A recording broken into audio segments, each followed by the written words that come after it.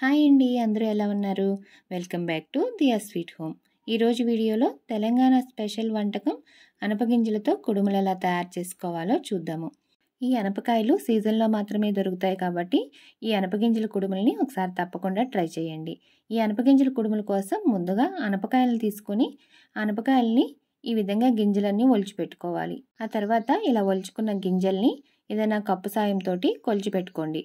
ఎందుకంటే మనం ఇలా కొలుచుకోవడం వల్ల బియ్య పిండి తీసుకోవడానికి ఈజీగా ఉంటుంది. ఇప్పుడు నేను తీసుకున్న ఈ గింజలు 3 కప్పులు అయ్యాయి. ఈ 3 కప్పుల గింజల్ని ఒక గిన్నెలో వేసుకొని గింజలు మునిగేంత వరకు నీళ్ళు పోసుకొని స్టవ్ మీద పెట్టుకొని ఒక 50% ఉడికేంత వరకు ఉడికించుకోవాలి. ఇవి బాగా ఉడకాల్సిన అవసరం లేదు, ఒక 50% ఉడికితే సరిపోతుంది. చూసారు కదా, ఈ విధంగా ఉడికిన తర్వాత స్టవ్ ఆఫ్ చేసేసుకొని నీళ్ళన్నీ వడకట్టుకొని ఈ గింజల్ని వేరొక గిన్నెలోకి తీసి పక్కన పెట్టుకోవాలి. ఆ తర్వాత ఒక గిన్నె తీసుకుని అందులోకి మనం ఏ కప్పుతో అయితే అనపగింజలను తీసుకున్నామో అదే కప్పుతో 4 కప్పులు బియ్యం పిండి వేసుకోవాలి. ఆ తర్వాత ఒక మిక్సీ జార్ తీసుకుని అందులోకి 2 కప్పులు బియ్యం వేసుకొని ఇలా సన్నగా రవ్వలాగా గ్రైండ్ చేసుకోవాలి. చూస్తున్నారు కదా, ఇంత సన్నగా ఉండాలి. ఇప్పుడు దీన్ని 2 కప్పులు వేసుకోవాలి. ఇలా రవ్వ వేసుకోవడం వల్ల కుడుములు టేస్ట్ బాగుంటుంది.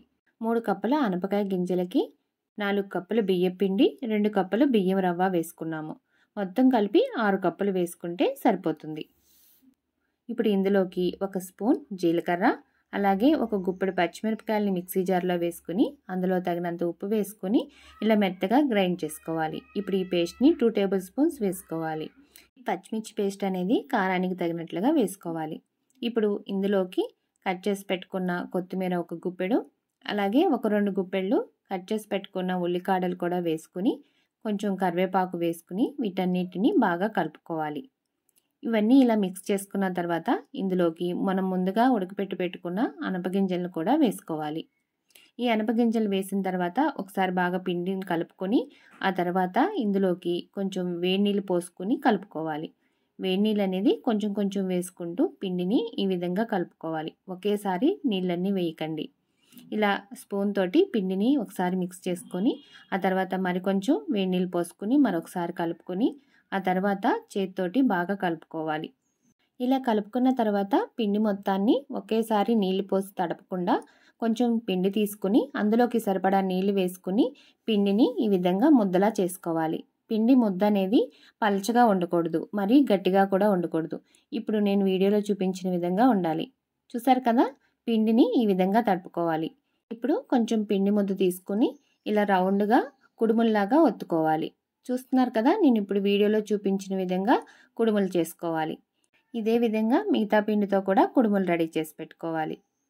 మనకి ఈ అనపకాయలు అనేవి చలికాలంలో దొరుకుతాయి కాబట్టి వీటిని ఒకసారి తప్పకుండా ట్రై చేయండి. టేస్ట్ అయితే చాలా బాగుంటుంది. ఇది చాలా పాతకాలపు వంట కూడా. తెలంగాణలో ఈ వంట తెలియని వాళ్ళంటూ ఉండరు. ఈ అనపగింజల కుడుములు తెలియని వాళ్ళు ఎవరైనా ఉంటే తప్పకుండా ఒకసారి ట్రై చేసి టేస్ట్ చేయండి. ఇదే విధంగా మిగతా పిండితో కూడా కుడుములన్నీ తయారు చేసి పెట్టుకోవాలి. ఇలా తయారు చేసుకున్న కుడుముల్ని ఇడ్లీ పాత్ర తీసుకుని అందులోకి 1 గ్లాసున్నర నీళ్లు పోసుకుని స్టవ్ మీద పెట్టుకుని అందులో ఇడ్లీ స్టాండ్ పెట్టి నీళ్లు మరిగిన తర్వాత మనం తయారు చేసి పెట్టుకున్న ఈ అనపగింజల కుడుముల్ని ఈ ఇడ్లీ ప్లేట్ పైన ఈ విధంగా అమర్చుకోవాలి. ఇలా మొత్తం ఈ విధంగా సెట్ చేసిన తర్వాత మూత పెట్టేసి స్టవ్ని మీడియం ఫ్లేమ్లో పెట్టుకుని 20 నుంచి 25 నిమిషాల పాటు ఉడకనివ్వాలి. ఇలా ఆవిరి పైన ఒక 25 నిమిషాలు ఉడికాయంటే మనకి అనపగింజల కుడుములు రెడీ అయిపోతాయి. 25 నిమిషాల తర్వాత స్టవ్ ఆఫ్ చేసి వెంటనే మూత ఓపెన్ చేయకుండా ఒక పావు గంట అలా వదిలేయండి. ఒక పావు గంట తర్వాత మూత ఓపెన్ చేసి ఇలా ఒక గిన్నెలోకి తీసుకుని సర్వ్ చేసుకుంటే ఎంతో రుచిగా ఉండే అనపగింజల ఆవిరి కుడుములు రెడీ అయిపోతాయి. ఇలా తయారు చేసుకున్న ఈ అనపగింజల ఆవిరి కుడుముల పైన కొంచెం పల్లి ఆయిల్ వేసుకుని కలుపుకొని తింటే చాలా బాగుంటుంది. చూసారు కదా, తెలంగాణ స్పెషల్ అనపగింజల ఆవిరి కుడుములు. మీరు కూడా ట్రై చేసి టేస్ట్ నచ్చింది లేనిది నాకు కామెంట్ సెక్షన్లో తెలియచేయండి. అలాగే మన ఛానల్లో సకినాలు ఎలా తయారు చేసుకోవాలో వీడియో అప్లోడ్ చేశాను. చూడని వాళ్ళు ఎవరైనా ఉంటే ఒకసారి చూసేయండి. అలాగే ఈ వీడియో నచ్చితే కనుక ఒక లైక్ చేయడం మాత్రం మర్చిపోకండి. నా ఛానల్ ఎవరైనా కొత్తగా చూస్తుంటే సబ్స్క్రైబ్ చేసుకుని పక్కనే ఉన్న బెల్ ఐకాన్ క్లిక్ చేస్తే ఇలాంటి మంచి మంచి వీడియోస్ ఎన్నో నేను అప్లోడ్ చేసిన వెంటనే మీకు నోటిఫికేషన్ వస్తుంది. Thank you for watching.